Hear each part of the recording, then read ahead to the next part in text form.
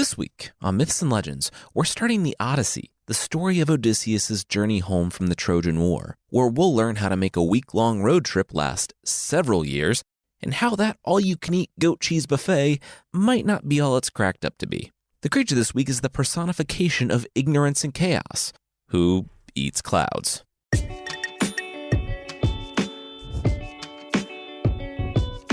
This is Myths and Legends, episode 205A, Man of Constant Sorrow. This is a podcast where I tell stories from mythology and folklore. Some are incredibly popular stories you might think you know, but with surprising origins, and others are stories that might be new to you, but are definitely worth a listen. You don't need to have heard the previous episodes on the Trojan War to listen today. You can just jump right in. As a refresher and a bit of a backstory, Odysseus, the king of Ithaca, was one of the Greek kings who fought in the Trojan War, and, very long story short, they won. They burned and sacked Troy, made all their sacrifices, and set off toward home, and immediately got separated. We're going to jump right into a situation that might just be Odysseus' absolute worst day on his trip home, though there's fierce competition for that, and then we'll backtrack a bit and see how he got there.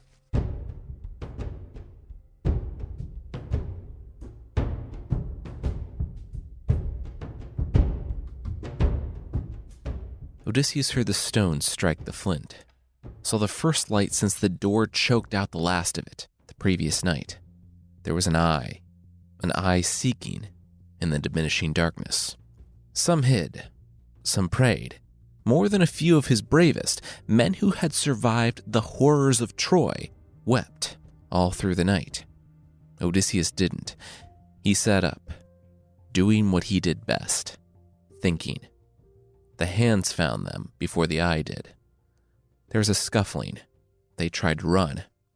Odysseus just sat there and accepted his fate. But as he heard the screaming, scuffling, and slamming of two of his men being turned into ragdolls, he allowed himself a sigh of relief. As the light from the fire grew, the mangled, grotesque edges of his men took form. Then, the one-eyed giant tore off a limb from each and ate them raw. As through the night, some prayed, some wept, but Odysseus just sat there, jaw clenched. When the thing was finished, he rose. His fingers found grips that were up twice Odysseus' height on the stone wall. The sinews in the creature's back rippled as he used all of his strength, and soon the stones started to move. Soon daylight blinded everyone inside, illuminating the blood specks they had all felt. Odysseus didn't look back to see his men huddled in the recesses of the cave, wondering who would be next. He simply met the eye of the monster as the creature grinned, drove his rams from the cave, and snuffed out the light behind him. As they sat there in the dark, Odysseus rose. Now wasn't the time for fear. Now was the time to get to work. He didn't survive Troy to die in a cave. Odysseus was going to get home.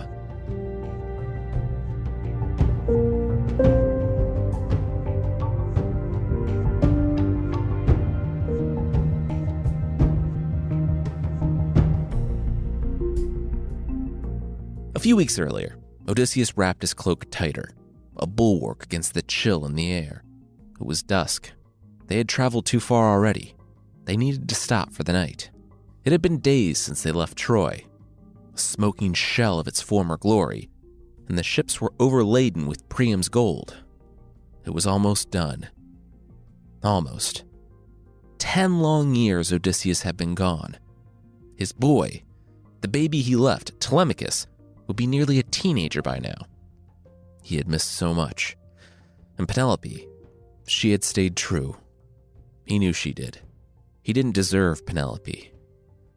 He had tried harder than most to stay out of the war, even feigning madness. He tried and failed, and he had been sucked into the chaos that had consumed their entire world. But it was over now. Odysseus had ended it. His mind had led to the deaths of thousands, but he could go home. It was worth it in the end. It had to be worth it. Not here, Odysseus shook his head, as he felt the cool heralds of an oncoming rain sprinkle his arm. He pointed to the shore, with its sheep and storehouses laden with wine barrels. There was a kingdom there. The last thing they needed was more bloodshed. They would keep looking. This was the Aegean Sea. There were islands all over the place. There would be something. Here, his first mate said, not breaking eye contact. Soon, the rain would be so thick that they wouldn't be able to see those islands. And the men weren't sailing in the darkness, in a storm, on empty stomachs. Odysseus was smart enough to know that while he was the king, he was alone out here on the sea. The men wanted to stop and take the wine and sheep, and he really didn't have a good reason for them to press on in the rain and darkness after having endured 10 years of war. Sure, they were stopping. As the men broke open the wine barrels and slaughtered the sheep, Odysseus readied his sword, spear, and shield.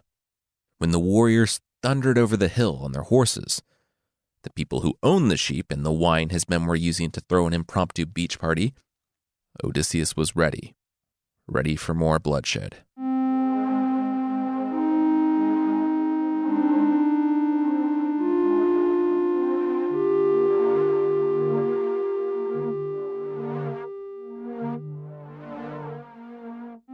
We shouldn't have stopped here, Odysseus said, wiping the blood from his blade. It was morning before the men retreated. Their sheep had been slaughtered and wine destroyed in a battle that lasted hours, but the men fought on. Odysseus had 12 ships, so 600 men in all. They lost 72 that night, but it was 72 that didn't need to die, 72 who had survived Troy to die in a pointless raid. 72 more families that would be forever incomplete. No, he was king here. He would decide when they stopped again. Of course, he wouldn't. A storm would. As they saw the darkening clouds roaring with the rage of Zeus, he ordered the boats to find land as quickly as possible, and they did. It was 2 days before they left the deserted island to which they had clung. After that, they sailed on for 9 more days. Odysseus wanted to press onward, making up for lost time. Ithaca was so close. But even though he might have wanted to press on, there were needs that superseded his desire for speed, like his men not dying from thirst. Whiners. He spotted an island up ahead. There. But they were going to do it his way. No raiding. As the men rushed off the boat for water, Odysseus turned to his 3 fastest. Go inland, quickly. He pressed some golden Trojan trinkets into their hands. Show them that we come in peace and tell them that we're just passing through. We don't want any trouble, and we won't bring any of our own. The men nodded. They would be right back.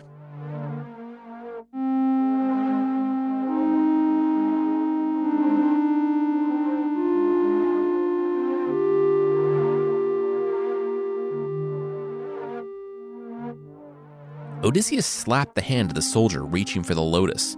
What are you doing? The sailor pointed to the 3 scouts. What? They looked like they were loving this stuff. He wanted to try it. Odysseus groaned. Put them down.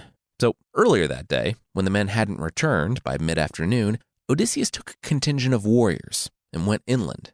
The city wasn't far, though there wasn't anyone at the gates. He entered and recoiled. The stench wasn't just death. It was so much more. Odysseus looked down the city streets. There were people, and there were corpses. The dead were lying in the street, or propped up against a building, desiccated and decaying, in piles and puddles of their own filth. The living were very nearly like the dead, but they either stared off into nothing, or ate occasionally. Nothing else. Odysseus approached someone eating a flower, and said he came to their land in peace and wanted to see their king, but the person just kept eating, as if the king of Ithaca wasn't even there. Odysseus studied him and continued on. It wasn't long before he found his scouts. They were sitting down next to a corpse, devouring the flowers. Odysseus asked them what was going on, but they, too, didn't respond. This is when he slapped one of his warriors' hands. The man glared at his king. The man who had come with Odysseus, who hadn't yet tried the flowers, said, "What was that all about?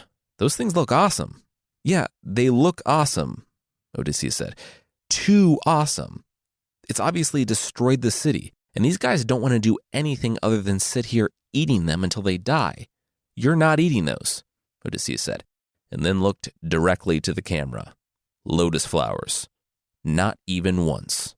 It was easy to get the scouts. They were lying there, relaxing, belly full of lotus flowers. They didn't even resist when Odysseus ordered his men to grab and hogtie them. Getting them back to the boats was a bit more difficult, and the surprisingly quick onset of withdrawal meant that Odysseus and co. had to just drag them back to the boats, literally kicking and screaming. Bound and gagged, he let the men detox for several days underneath a bench, while they got as far away from the land of the lotus eaters as possible. It wasn't a week before they had to stop again, though. The fog at night had led them to an island they didn't know, and they had no choice but to dock. They all listened to Odysseus this time, drinking their own wine and eating their own food, and not venturing inland to spark a battle that will leave 70 dead. Ugh, could Odysseus be more overbearing? In the morning, the men ventured out, and for as far as they could travel, they not only didn't see a kingdom, but they saw no signs of cultivation whatsoever. Odysseus shrugged. But nice. Grab some goats, grapes, go nuts. And so they did. As a welcome respite from the sea, Odysseus's men found plenty on the island, and they stayed another night.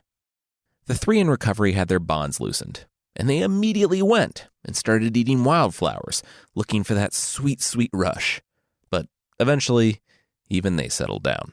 Odysseus looked across the bay and gathered those closest to him. The last thing they wanted to do was offend a local king. He would take one ship, himself and his 12 best fighters, a big enough force to keep themselves safe, but not so big that it would be seen as an invasion. He was going to go check out the other island. He'd be right back.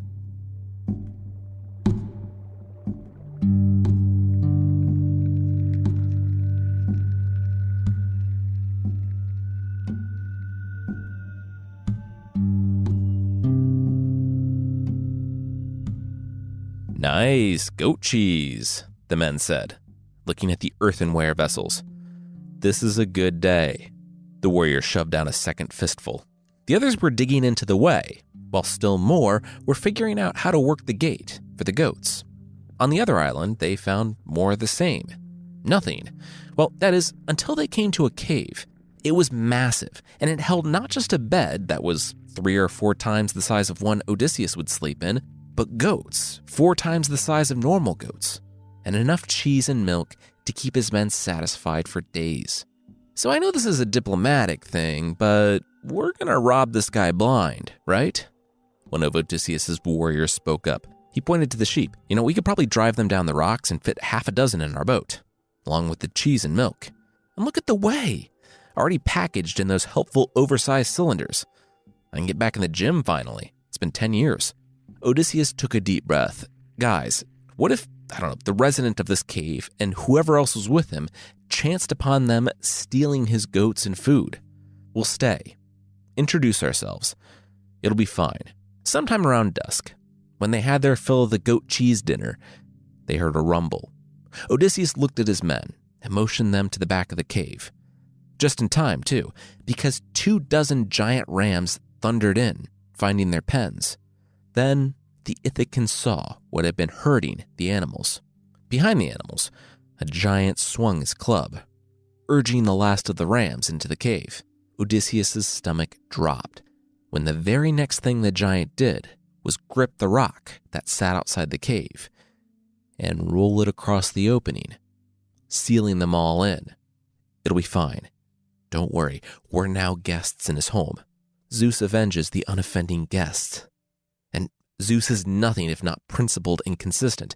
We'll be okay, Odysseus reassured his men, who, despite having shared in the combat of Troy, were uneasy. They watched the giant get to work by torchlight, milking his goats, working some of the milk into cheese. Finally, when it was time for dinner, he built up the fire. That's when he saw his guests, and they saw him. It wasn't just a giant, but a giant with one eye, a cyclopes. He looked to the back of the cave and saw 12 men huddled there. He went back to poking his fire. Eventually, Odysseus rose, walked to the front of the cave, and greeted the monster. You pirates? The Cyclops grumbled. Odysseus shook his head. No, they were honest men who just got done sacking a city and killing a ton of people because a guy's wife wasn't that into him anymore. It was called Troy. Maybe you've heard of it. Now they were here, and it was a custom of Zeus for places to treat strangers with honor, helping them on their travels. Also, shouldn't he be venting that fire somehow? They're closed in a cave. With that, the Cyclops' low, rumbling laugh filled the cave. Zeus, the Cyclopes, which is the actual plural of Cyclops, didn't care about the gods. Had Odysseus ever heard of the Gigantonomachy? Odysseus nodded. Yeah, episode 92. More of his men, inspired by their leader's bravery and talking to the monster, rose and approached to stand alongside their king. The Cyclops grinned a rotten smile.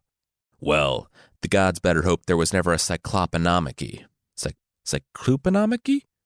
Whatever it will be called, it will be bad. For them. The fire roared, and the Cyclops' eyes studied Odysseus and his men. The ship. Where was it? One of the men started to point in the direction across the bay, but Odysseus spoke up. Nowhere. The Lord Poseidon dashed it against the rocks the day before last. They clung to the debris until they made it to shore. These 13 men were all that remained. The men, who had been used to following Odysseus' lead at this point, nodded. Yep, that's exactly what happened. 13, the Cyclops said. Weird. I count 11. The Cyclops reached out with both hands on either side of Odysseus and palmed the faces of two of his men. Showing no emotion whatsoever, he tossed both up in the air and caught them by their feet. The others cried out as the giant took both men and whipped their heads against the rocks until they were ragdolls. All cried out.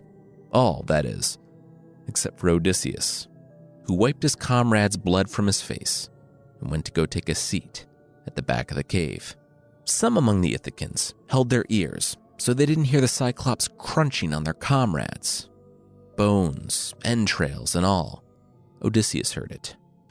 He made himself listen to every bite. Every gulp of blood chased with whey. Those men were dead because of him. And if he didn't think of something, they would all follow.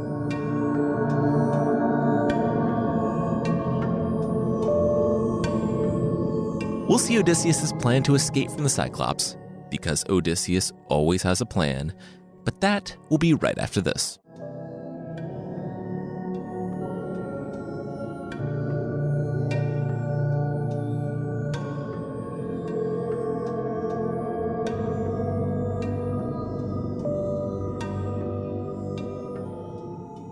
That's where we open the episode when, the next morning, the giant, who's on kind of a Mediterranean diet, dashed 2 more Ithacans against the rocks and ate them raw before taking his sheep out and rolling the stone back over the opening.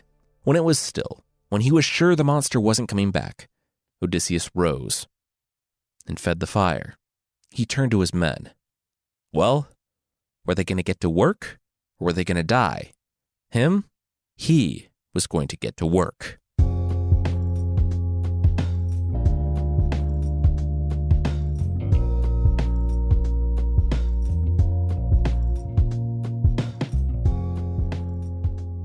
That night, the men sat, an octagon surrounding Odysseus.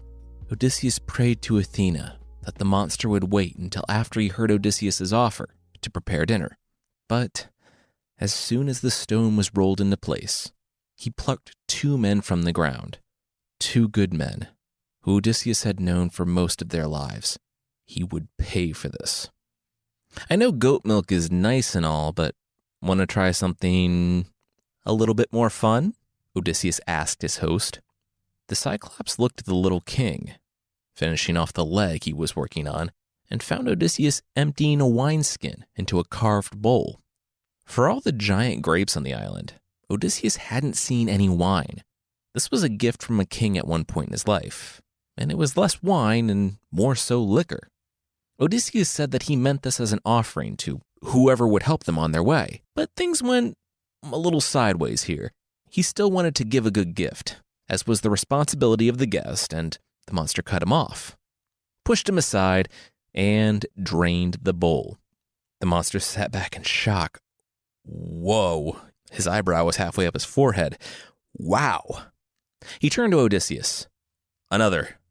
Odysseus was already filling the bowl.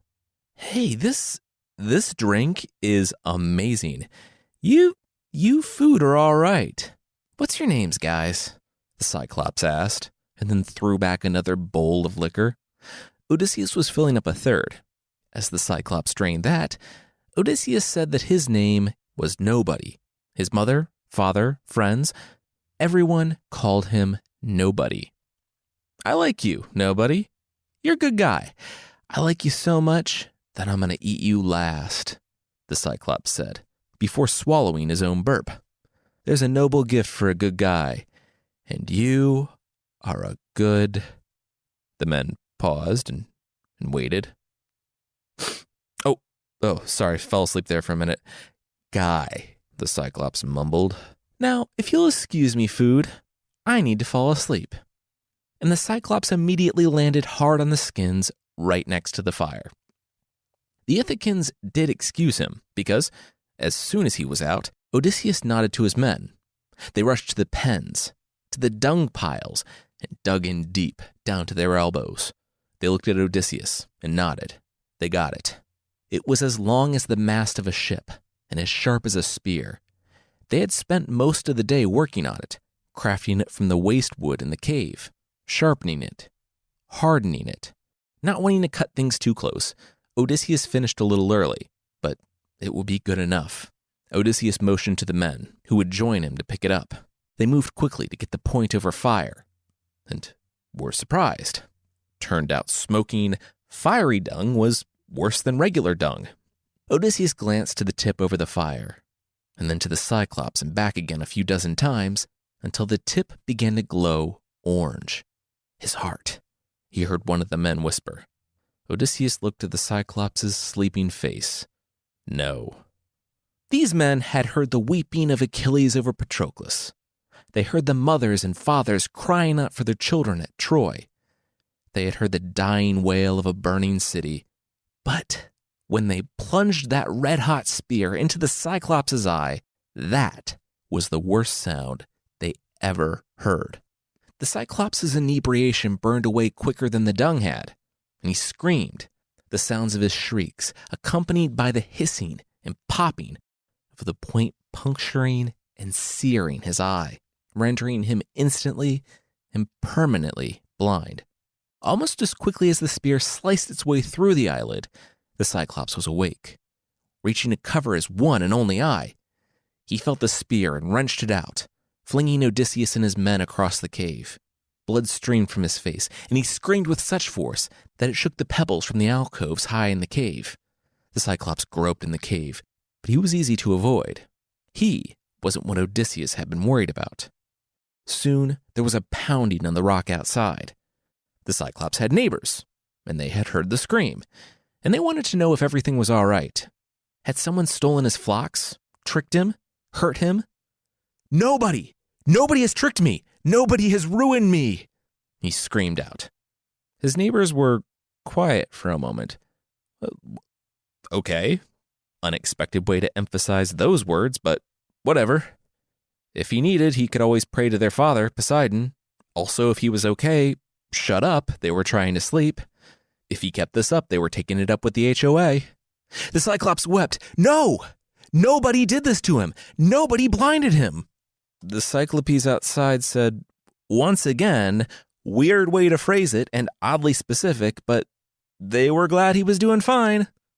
Good night. Back in the cave, all the Ithacans had to do was stay one step ahead of the Cyclops, which was not particularly difficult. He was mad, but he was also blinded, in enormous pain, and still quite drunk. It wasn't long until he cried himself to sleep. He couldn't find his bed in the end, which made Odysseus' next task pretty easy. He grabbed the rope from the Cyclops' bed, looked at the massive, shaggy rams, and, for the second time that day, got to work.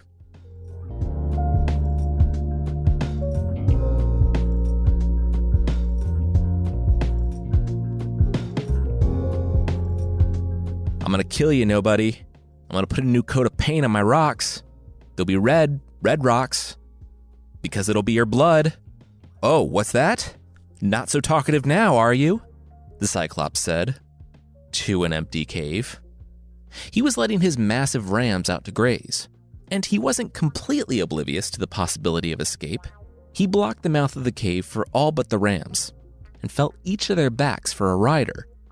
And it's true, none of the rams had a rider on their backs. In the night, Odysseus had rebuilt the fire and lashed each of his men to the belly of a ram.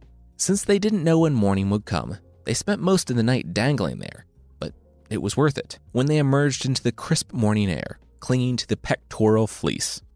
The Cyclops closed off the cave and drove the rams up the hill, overlooking the bay. And for the first time since the Cyclops set foot in the cave, Odysseus was relieved. His ship was still there, hidden. He nodded to the others, and together they untied the ropes and dropped silently from the rams. Adding insult to literal injury, they drove the Cyclops' rams aboard the ship, while he sadly sat there talking to them. The men didn't stop trembling until the boat shoved away from land. Then Odysseus had to open his mouth. Hey, stupid cannibal Cyclops, we're getting away. Sorry, I'm not sorry about the eye. Maybe don't eat your guests, and Zeus won't give you what's coming to you, Odysseus said with a smirk. His men were livid. What was he doing? He was putting them all in mortal danger, and that wasn't even particularly clever. Odysseus gritted his teeth. He was fine with them questioning his leadership, but he drew the line at them calling him not particularly clever. He had some good lines ready for the Cyclops. Like how the only person to leave a Cyclops faster than us was Jean Grey. Oh, or how about the new Watchmen, the one on HBO? Anybody see that? That was good. There was a Cyclops in that, but it was like an evil organization. His men looked at each other. Nah, they didn't get HBO. This was 13th century BC, and they've been at war for a decade. Don't spoil it, though. As Odysseus and his men were arguing about the merits of various comic book franchises, the Cyclops wasn't wasting this opportunity. He might have been blind, but he still had 2 ears, and sound localization was a thing. So he tore up a boulder from the ground and tossed it toward the bay. Odysseus and his men braced themselves as the boulder hit the water in front of them, nearly sinking the ship. Odysseus, adrenaline pumping from the near miss, turned back to the Cyclops. He should really know who did this to him. Hey, Cyclops. His men all but tackled him, whispering as angrily as they could, demanding to know what he was doing. That boulder almost sank them. Odysseus scoffed. Yeah, almost. He turned back to the Cyclops, the monster groping around the hillside for another boulder. An image flashed in Odysseus' mind of his friends, the best of his men, being whipped against the stones like dolls until they were unrecognizable. These were men who had survived the madness of Troy. They were supposed to go home as heroes, not to be a dinner for a monster. So Odysseus yelled once again to the Cyclops. If ever a mortal man asks how you were put to shame, how you were blinded, tell him Odysseus, raider of cities, took your eye, the son of Laertes, whose home is on Ithaca. Really? One of Odysseus' men said. Just gonna give him our home address then? But Odysseus ignored the man, readying himself for the Cyclops' rage. But he wasn't ready for his tears. Well, not really his tears, technically. Odysseus had annihilated his tear duct, so there will be no more of those. But a deep, rumbling sob emanated from the beach. For a mournful wail, it contained a lot of exposition. In between sobs, the Cyclops explained that there was once a wizard who lived among them, a Cyclops known for his prophecy. Telemachus had said that one would come for him, and that he would lose his eyes at Odysseus' hands. He had always thought that the warrior who came to eternally shame him would be big and scary, a giant bigger than himself, but not this, that little twiggy short nothing. He would show tiny Odysseus. He would pray to his dad, Poseidon. He would have his revenge. Odysseus, feeling pretty good at blinding a Cyclops and living to tell the tale, just laughed. He told the Cyclops to bring it on. Oh, and fun idea, If someone is prophesied to blind you in a battle, maybe don't immediately jump to eating your guests. Odysseus said he wasn't an expert, but he thought he saw things a little more clearly. He turned to his men. Get it?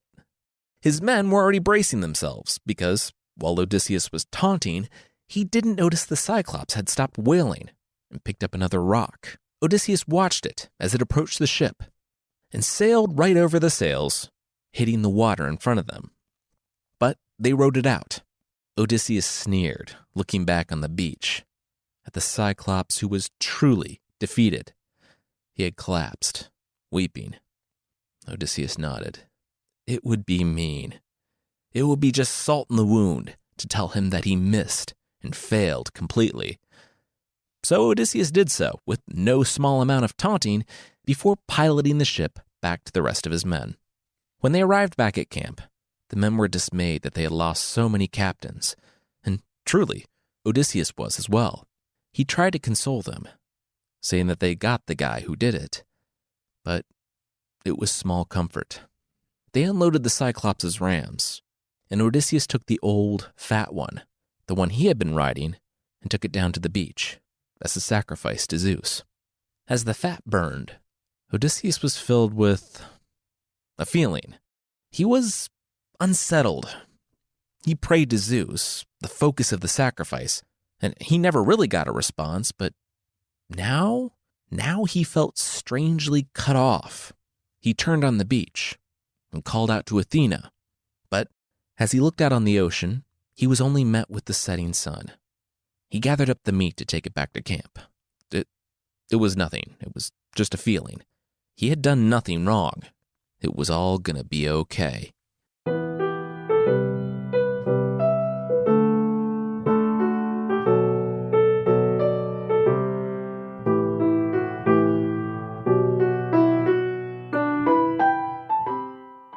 For all of Odysseus' unnamed, avoided dread, they had a pretty uneventful few days.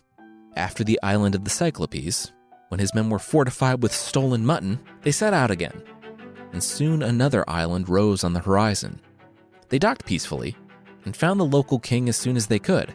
As it turned out, his name was Aeolus, and thankfully, for the first time on Odysseus' long journey home, if only there was some more succinct name for that, they found a local king that was friendly to the Greeks. He was very nice, kind of too nice, in fact, because he wanted to hear the full story of the Trojan War, one that took a whole month to tell. If you think that the fastest way home probably doesn't include a month off for royal story time, you'd be right. And even Aeolus realized that it was a big ask. He offered to help Odysseus on his journey, because not only was he a Mediterranean king, but, oh yeah, he ruled the winds. The winds, Odysseus said. The king nodded. Here you go. He whistled, and his men arrived with a bull's hide bag, and they did not skimp on the bull hide. It was a full bull, head to tail, that had been made into a bag. Odysseus started to open it, but Aeolus snatched it from his hands. That was not a good idea. One at a time. When Odysseus was back on the open sea, he needed only to call the western wind from the bag. Aeolus was piling enough provisions aboard to last them the rest of their journey. Don't stop for anything, and you'll be home soon. Odysseus could hardly believe it. He tried to keep himself from getting his hopes up, even when he snuck off to loosen the bag and summon the wind. Even when his men could relax at the oars for 9 days while their sails were swollen. Even when, off on the horizon, he saw the familiar shape of Ithaca, his home. He hadn't seen it since the day he tried to feign madness. His boy was a baby then. Telemachus had to be pushing 12 now. His son had grown up without a father. His wife had been without a husband. All that changed today. His heart was full to the point of bursting. Then, dark clouds began to form above them. The sail began to whip in the other direction, then in every direction.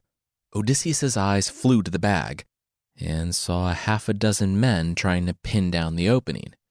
They thought, of course, when someone gives your boss an ox-sized bag, it must be full of treasure, And since Odysseus was usually so generous with his spoils, it must be something really good. They only wanted a peek, but as soon as they loosened the mouth of the bag, they realized the enormity of their error. The winds whipped up all around them, and Odysseus' sails were shredded before he could order them furled. The winds churned the sea, and Odysseus flew to the front of the boat, watching as his home, his Ithaca, disappeared in a haze of wind and rain. They battled for days, at first trying to keep the winds in the bag. But then they realized that drip, drip, drip of constant, conflicting winds only prolonged their rain-battered agony. So they decided to just let all the winds out of the bag at once. They all nearly drowned, but soon the bag was flat, and the skies were clear. They were alive, but where were they? Odysseus looked out on the horizon, and once again, he saw the island. He ordered his men to their oars. Go! They were so close now. The winds, it seemed, had thrashed them, but with their sails shredded, they stayed in the same spot. They were still almost home. The ship careened toward the island, but Odysseus could hardly wait. When they were close enough, he jumped off and onto the dock to meet the waiting gaze of King Aeolus, the place they had come from. Almost 2 weeks ago now, Odysseus was right back where he started.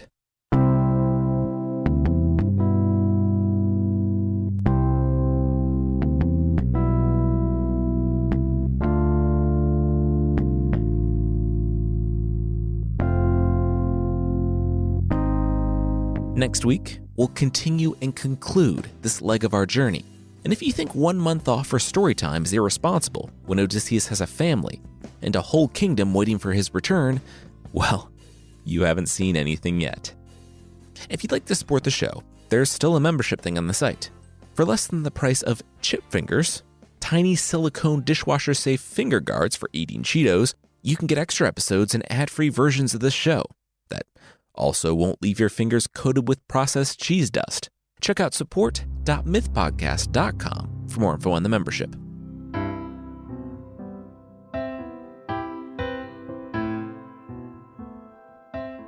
The creature this week is the Vritra, from the Vedic Sanskrit hymns. Vritra, alternatively called the Archfiend Vritra and the Shoulderless, is a serpentine dragon, so it kind of earns both of those names. Dragons are evil, and also snake ones might not have shoulders. It's the personification of chaos, darkness, fanaticism, ignorance, and intolerance. So, just ancient world stuff that we never deal with today. It should come as no surprise, then, that a Vritra was a bad guy. It was created by a god as a means of vengeance against the hero god Indra. When you create a monster, you really want to have a handle on it. Better yet, don't create monsters to try to get your way. The artisan god Tvashta, though, couldn't be convinced. He created the Vritra and immediately recognized his mistake because the Vritra wouldn't stop growing. It said, like arrows released in 4 directions, the body of the monster grew quickly. The hair on it was like melted copper, and the eyes were as piercing as the midday sun. He laughed and danced, causing earthquakes. He filled the sky with darkness, covering all of it with shadow, and blotting out the stars as he drank. He drank all the water from the sky and held it in his body, refusing to release any of it for the humans on Earth. Laughing as people died, the hero it was meant for, Indra, a guardian deity and the king of heaven, approached. He tried to appeal to the monster's better nature. As you can probably guess, chaos, darkness, fanaticism, ignorance, and intolerance doesn't really have a better nature. It only laughed in Indra's face. So the battle began. It's said that the battle lasted 360 days, all while the rest of the gods were scrambling in the background. Finally, in a brief respite, when it looked like all hope was lost, the Devas approached Indra with a weapon, the only thing that could banish darkness and ignorance. And no, it wasn't poetic like a book or something. It was a thunderbolt arrow, crafted from the bones of a sage. In almost a year, Indra had exactly one opening, that one time when the Vritra blinked, and he took his shot. the Vritra plummeted toward the earth. And for the first time in a year, the rains began to fall. Of course, they were rains that had been hanging out in a giant dragon for a year, so probably didn't taste too good. As we've talked about, parenting is an important job. And if your child turns out to be an ignorance monster who brings nothing but drought and chaos to the world, either you've made some serious missteps in your parenting and completely lost control of the situation, or you've accomplished your goal. Or, in the case of the Vritra, both.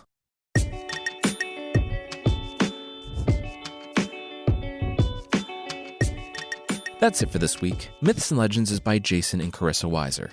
Our theme song is by the band Broke for Free, and the Creature of the Week music is by Steve Combs. There are links to even more music in the show notes. And I want to say thanks again to BetterHelp for sponsoring us this week. Is there something interfering with your happiness or preventing you from achieving your goals? You should really check out BetterHelp. They assess your needs to match you with your own professional, licensed therapist, and you can start communicating in under 48 hours. Visit betterhelp.com/myths. That's BetterHelp, and join the over 1 million people who have taken charge of their mental health with the help of an experienced professional. In fact, so many people have been using BetterHelp that they are recruiting additional counselors in all 50 states. Myths and Legends listeners get 10% off your first month at betterhelp.com/myths. All right, thank you so much for listening, and we'll see you next time.